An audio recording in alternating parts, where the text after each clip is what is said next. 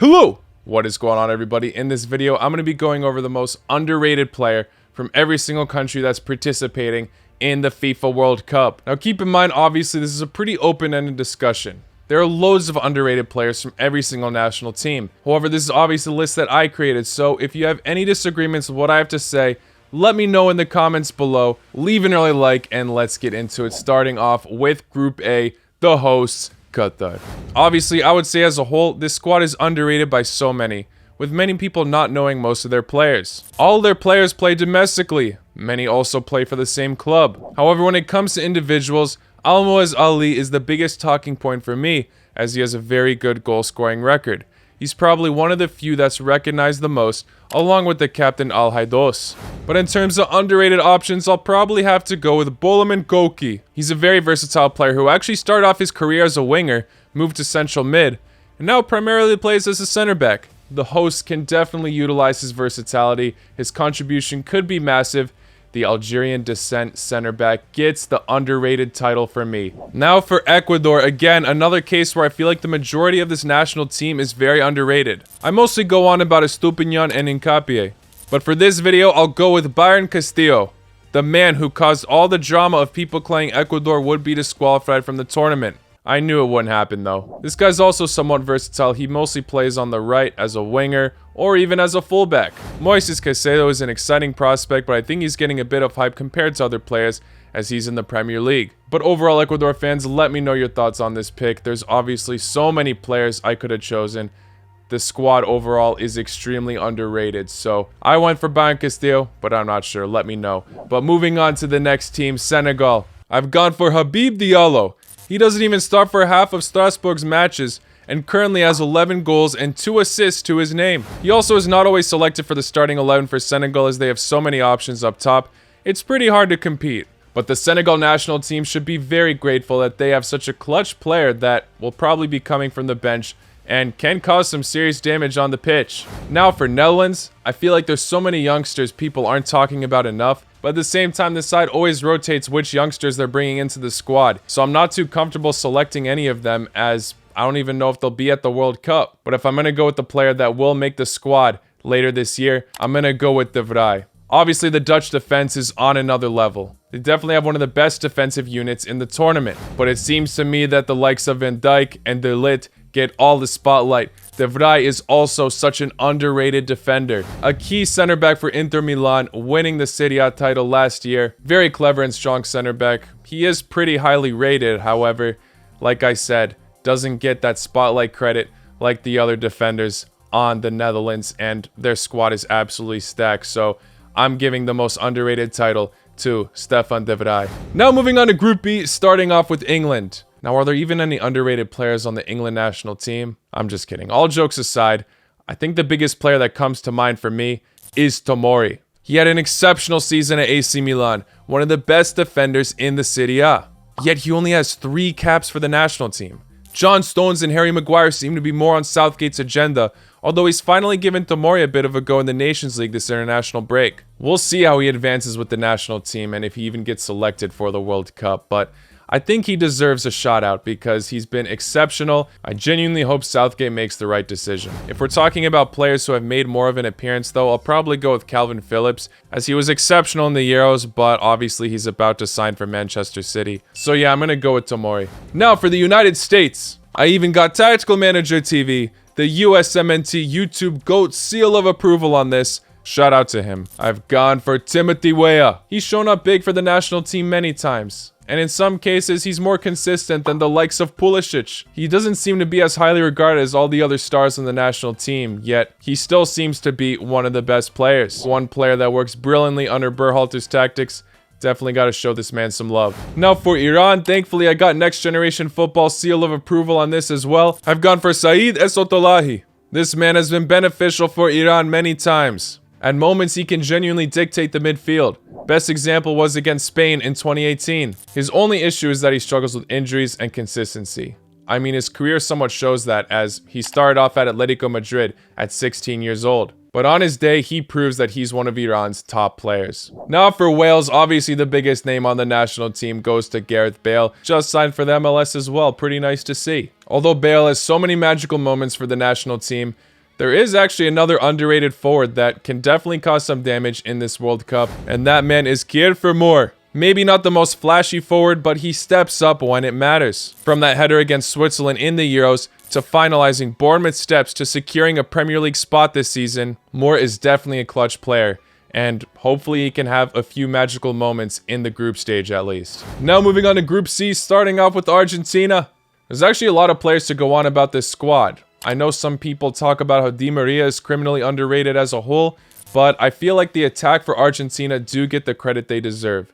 I'm going to have to go with either a midfielder or a defender, as in these positions we've seen a lot of players step up over the past 3 or 4 years. And I might have to lean towards the midfield, as you've got the likes of Lo Celso, who's had an unbelievable season this year with Villarreal, but I'm probably going to have to choose Rodrigo de Paul. His international debut was in 2018 after the World Cup, and we all remember how much of a mess Argentina were at that tournament. They clearly needed a player like him, as he fits into the Argentina system so well. He's basically a very adaptive player overall. Works very hard for both his club and country, no matter what system he has to play in. I gotta show this guy some love because I think he's one of Argentina's most reliable midfielders at the moment. Now for Saudi Arabia, another underrated squad as a whole. And although they're written off by many across the world, their defense can cause some serious problems at the World Cup. So I've gone for a lad that might be well known in Saudi Arabia, but still doesn't get enough credit from all the other neutrals. I've gone for Yasser Al-Shahrani, a dedicated fullback that can make a difference in this World Cup. Might be too tough against the likes of Argentina, but we'll see if they can beat Mexico or Poland. So now moving on to Poland, we all know about the striker options they have.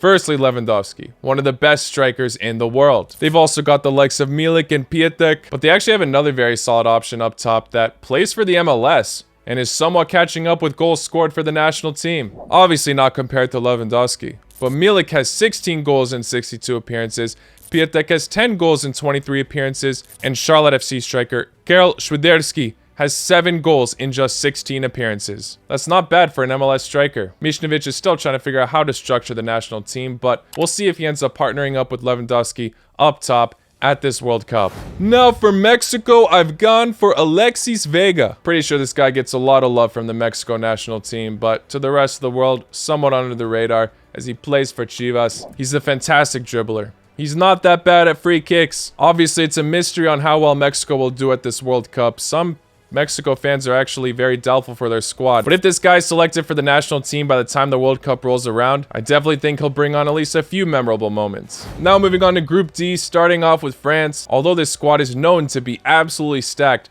there are still a few underrated players we could choose from. I know a lot of people's go-to are either of the Hernandez brothers, but I'm going to go for the goalkeeper, Magnan. He won Ligue 1 with Lille, had a tremendous season which got him a transfer to AC Milan to replace Donnarumma. Everyone thought the Italian would be missed, while Magnan made himself comfortable quickly. Milan won the Serie A for the first time in 11 years, and he was a massive contributor. 17 clean sheets in the league. He's been getting some playing time for France in the Nations League, but I'm still worried he might not get enough, as he's going to have to compete with the likes of Hugo Lloris. He's the captain of the national team. Regardless if he starts or not though, the fact that it's in question if he'll be in the starting 11, or at least there's a solid chance that he might be in some matches, leaves me thinking that he's one of the most underrated players on the team. Now for Denmark, there's probably so many players to go on about. My choice though is probably Mile. The contributions this man makes for the national team are remarkable. I mean, as a defender in 26 appearances for the national team, he's scored 9 goals. Denmark are obviously such a solid, even unit, which is what makes the side so great overall. But still, there are a few well-known players such as Schmeichel, Eriksen, Christensen, and I feel like out of all those players, Mile should be in the equation a bit more. That isn't talked about enough. Even for his club, this guy's come in clutch many times. What a player. Now for Australia, I've gone for Trent Lucas Sainsbury. This center back's obviously had quite the career, as he's played for Inter Milan for a bit. Has gone to PSV as well. Might have been forgotten by the public a tiny bit after he joined the Belgian league. In my opinion, he's one of the best defenders in the AFC. He has some great vision for a defender. and is always physical on the pitch. I'm going to say he's the most underrated player on Australia at the moment. Now for Tunisia, underrated squad all around. I usually refer to players like Skihiri or Kazri, but in this video I'm going to go for Ali Maloul. I think this man is highly recognized for the Tunisian national team and in Egyptian football, as that's where he plays for club, but he doesn't get that recognition globally. In the Egyptian league, he's gotten 6 goals and 3 assists in 13 appearances as a defender. And we all know how lethal Tunisia's defense can be. I mean, that's what they prioritized in the last round for the Africa World Cup qualifiers against Mali. Maloul definitely adds structure and creativity to the back line, and since he doesn't get that global praise, I gotta give him a shout out. Now for Germany, I know that some people might be saying that Muller is the obvious pick, but to me, not so. Overall in football, he's pretty underrated, but for the German national team in specific, he's definitely one of the staple figures at this point. One of the quote-unquote veterans on the national team at the moment. So many people from that 2014 squad are gone. So for the squad itself, I'll probably go with Gundogan. It's interesting because he plays for a huge club like Manchester City, but he still seems very underrated for his club and country. He scores very decisive goals as a midfielder. Not to mention, he saved City after that Aston Villa scare on the final match day. He handles the pressure well, and with other players like Kimmich and Goretzka in the spotlight, it looks like it's a bit taken away from him, along with all those options City have, but he doesn't seem too phased and still carries on to be that clutch player many times. Now for Spain, I've gone for Gerard Moreno, probably one of the most underappreciated players in recent years. Last season, he scored 23 goals and 7 assists, also winning the Europa League with Villarreal. But this past season that just happened, those numbers weren't as high, as he was randomly injured throughout the season. But he still had some impressive stats, and is still showing that Spain should feel free to rely on him whenever Morata is struggling. Now moving on to Japan. I already made a video going over the best player for every single national team, and in that video for Japan, I selected Ito. A lot of people disagreed with that pick and said it was either Minamino, who just got transferred to Monaco, or Kamada from Frankfurt. However, due to the fact that so many people disagreed with me in that video, I'm gonna have to select him again. The man had a phenomenal season with Genk, grabbing 8 goals and 15 assists. For the national team in the World Cup qualifiers, he had a moment where he grabbed a goal in every single game from the month of November to February. Ito is a baller, and we'll see if he can potentially cause some problems to the giants in this group, Spain and Germany. Now for Costa Rica, it's very hard to pick someone here because as a whole, this squad is extremely underrated. Even their freaking goalkeeper. Costa Rica's defense is pretty admirable though. Oscar Duarte on Levante, Brian Oviedo on Copenhagen, but Francisco Calvo has been known to be one of the most underrated defenders in the MLS, not to mention has 7 goals for the national team as a center back. He's actually scored loads of goals from set pieces, corners, not to mention he's an amazing defender as well, so what a player. I'm gonna have to choose him. Now moving on to Group F, starting off with Belgium, I have gone for Trossard. There's obviously a lot of big names on the national team, and over the years, this guy seemed to be under the radar. Especially this season, Brighton finished 9th in the Premier League, which is amazing for their standards. And he was definitely a massive contributor to their success. He's only had 19 appearances so far for the national team, so obviously doesn't get started a lot, but Belgium should be blessed the fact that they have him on the bench if they need him. He can be a very clinical player. I mean, he's already gotten 5 goals for the national team as well.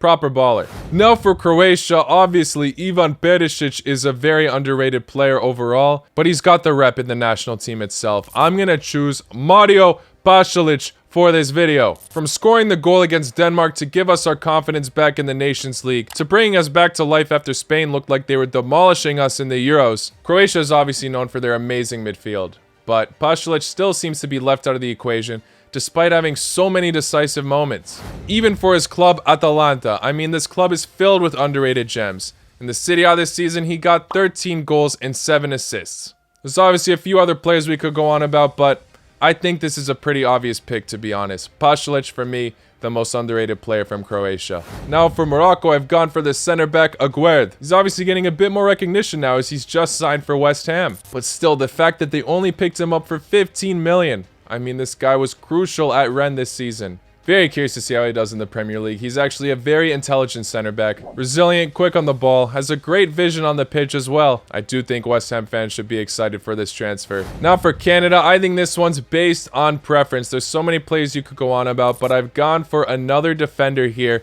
Alistair Johnson. He's probably one of CONCACAF's most underrated players, actually. He can play either right back or center back, and he's pretty great at both roles. When he transitioned to center back for the national team, he got a bit undermined, but he absolutely proved his worth and showed that he still can do the job. An absolute warrior for the national team, and if he's on his game, Group F's gonna be in trouble. Now for Brazil, I have gone for Lucas Paqueta. Seems to be a pretty common theme in this video, but he's a very versatile player. He's obviously familiar with the center attacking mid role, but the national team has put him at left mid, center mid, even striker in some occurrences. He's obviously not amongst the most praised superstars on the national team, yet he has more goals than the likes of Vinicius Jr. Vinicius has played less matches, but still, gotta give respect to this guy. He's been an absolute beast for Lyon as well for a while. Now for Serbia. After constantly hyping up Dusan Vlahovic, Dusan Tadic, Aleksandar Mitrovic, and Milenkovic Savic, there are still some Serbia players that are huge for the national team that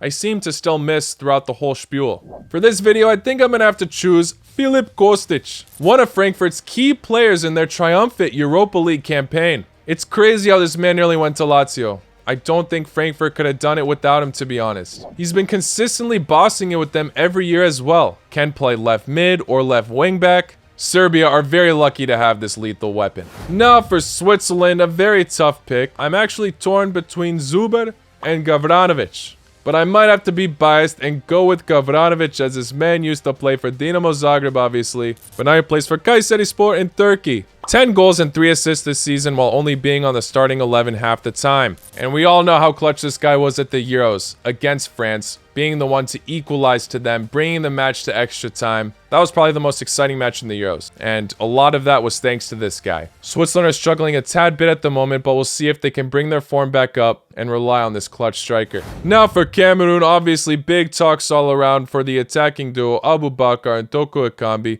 2 gems for sure, along with also striker Choupo-Moting. But an underrated baller who is actually key in many matches for Napoli is Zambo Anguissa. Physical, technically gifted, intelligent vision, such a unique defensive mid that seems to go unnoticed by the public, despite playing for such a great club. Many people seem to be ruling out Cameroon in this World Cup group, but all of these teams should be afraid of Zambo Anguissa. Now for Portugal, in the past I would have said Rafael Guerreiro on dormant, but I do think his form this season has been a bit questionable. So at the moment, I'd probably give it to Otavio. He hasn't had the most exposure to the national team yet, as he only recently started getting called up, but he proved he's very clinical at moments like the qualifier playoff against Turkey. He also managed to rack up 13 assists this season in the Portuguese league. I'm definitely curious to see how Portugal utilize him once the World Cup rolls around. Now for South Korea, I've gone for Uijo Hwang. Despite Bordeaux's terrible season, he was still able to rack up a decent amount of goals. He also has scored 16 goals for the national team in 47 matches, nearly halfway to Sun's record, and double the goals Hwang Hee-chan has. Now for Uruguay. You know what, I actually had a lot of trouble picking someone from this country. I feel like a lot of the players that pull through are getting the credit they deserve. Valverde is such an excellent player for Real Madrid.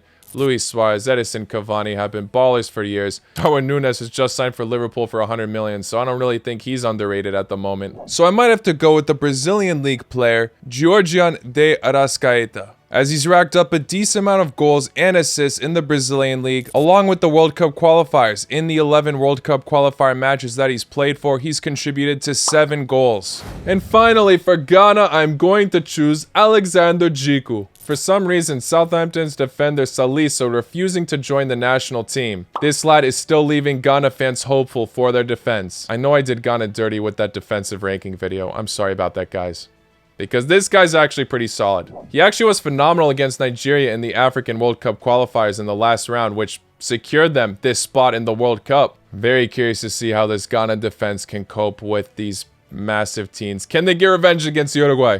If they will, I think Alexander Djiku can put off a very good display. But yeah, guys, that's my full list for the most underrated player from every country in the World Cup. Again, let me know your disagreements in the comments below. Don't forget to hit that like button, subscribe if you're new. I'll be doing a decent amount of World Cup videos this summer, so please stay tuned for everything.